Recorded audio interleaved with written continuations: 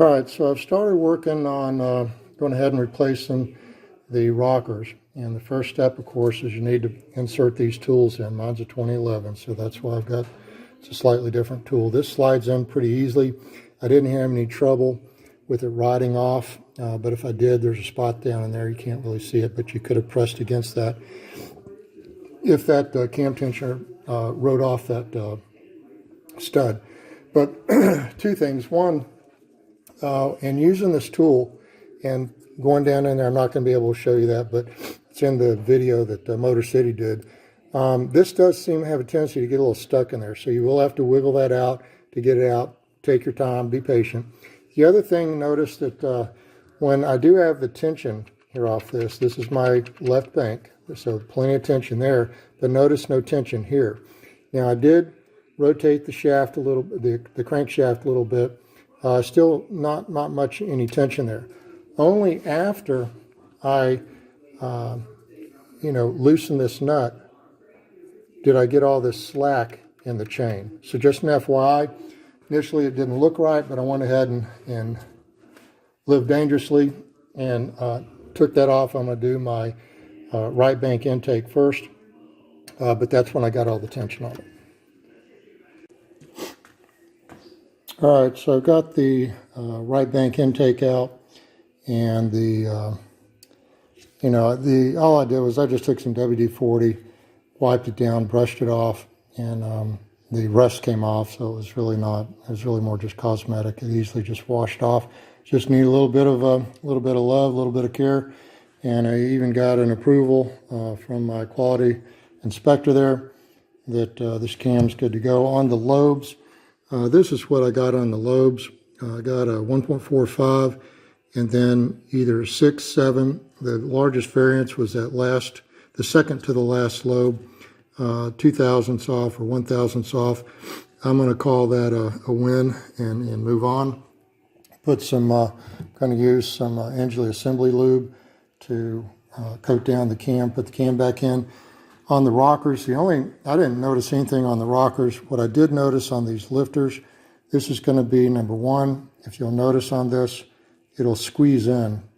And from my understanding, that one is bad.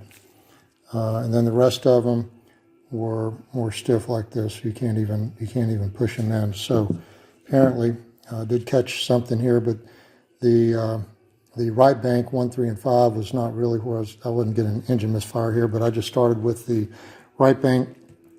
It seemed like it would be easier, and it was so far. I didn't have to shift the cams around, and just kind of working up my confidence here before I get to the left bank and start shifting that cam around. Anyway, this one's good to go. I'm going to pop this back in. All right, so the right bank exhaust. Those are my measurements. I don't know, they look all right. In terms of, it does look like there's a couple there that just seem like, it's a little off there a little bit. And one of the things on this one, I don't know if the light's going to hit it right, but I noticed number 5, the top of that lobe, although measurement-wise is not too big a problem, but it's not shiny. Kind of a little bit of a dullness to it.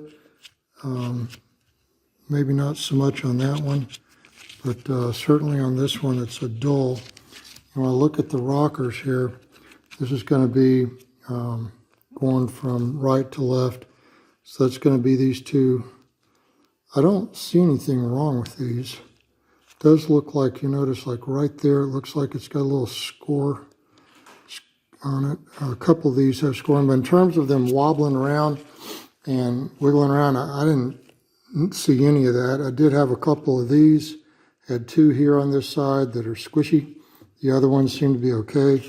I guess I'll just have to keep an eye on that.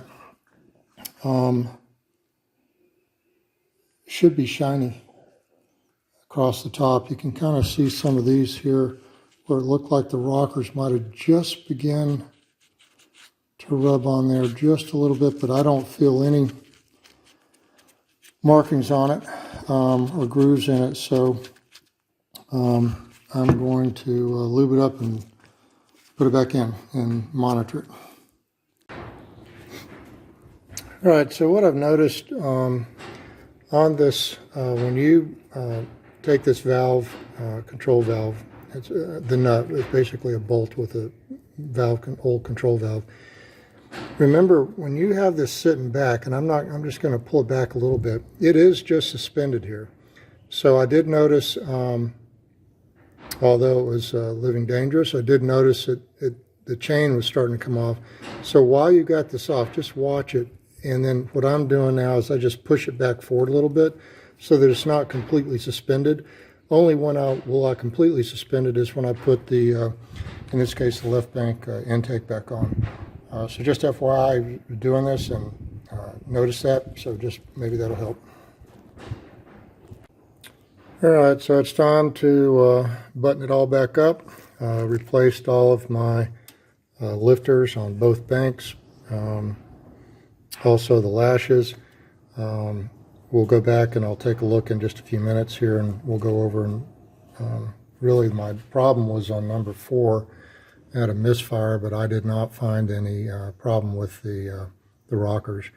So I'm not sure that other than getting caught up on Neil Diamond and Jim Croce, I'm not sure that we'll probably get the code back. I'll have to do some more investigation. I'll probably do an update on this, but went ahead and time to go ahead and put this back. So one thing in particular, as you're putting this back, on the cam caps, what'll happen is when you remove these, there will be oil, and it seems to go down here. So just what I like to do is, and this is just the way I've always done it, is I'll come back with something like this, and I'll go down into that area for the threads, and very lightly with the rag around the tip of this, I'll blow out each one of these. The process, or the belief that I have, is that I don't want a whole bunch of debris down in there from either when they were machining, nor do I want the whole thread space to be filled up with oil. However, I do think that light oil on threads help with getting more accurate torque specs, and people, you can put the comments down below and leave that open, but that's just sort of how I do it. But it's time to go ahead. I'm going to torque, finish up with my cam phasers, get these torqued down to 118. I've got a chart, we'll show that here in a few minutes, but it's time to go ahead and put this back together. All right, so wrapping up here, those ended up being my measurements with just using a caliper for the right bank, left bank intake, exhaust, and just a few thousandths off, so I don't see anything really major on the cams. A couple of spots that probably should have been shiny. I didn't see shiny, but it runs fine. This is not going to probably show up very well, but those are some torque specs, the torque order, and then I put some notes up there. I think just in short, take your time. I mean, I'm not a professional mechanic. Double check. Don't get your cam caps backwards. Make sure your rockers are positioned when you put your cam on. Double check. Make sure the rocker on one, I noticed, slipped off the valve stem. So make sure your rockers, it can move around a little bit. So make sure you get that done. Just take your time, go do your torque sequence, go through with regards to torque. I do not use torque wrenches very often, but I got this guy here, this digital readout. Got this at Harbor Freight for like $34. So I've got it set for 7.5. This one is 7.5 foot-pounds, but 7.5 foot-pounds ends up being right at about 91 inch-pounds, which is the torque setting for the cam caps. On the cam cap bolts, remember, I like to blow out the oil and debris in there. That you should probably do that on any time you do that, but I don't run them dry. I will leave a little bit of oil in there, but you don't want it to be an oil well down in the thread cavity. So this might be a pretty good tip. Plus, it just gives me reassurance. Now, of course, there's a little bit of a tolerance here, and there's tolerance here in terms of you know, plus or minus, but in general, it gives me at least a visual confirmation that whatever my torque wrench is set, that's what I'm going to be trying to apply on the engine.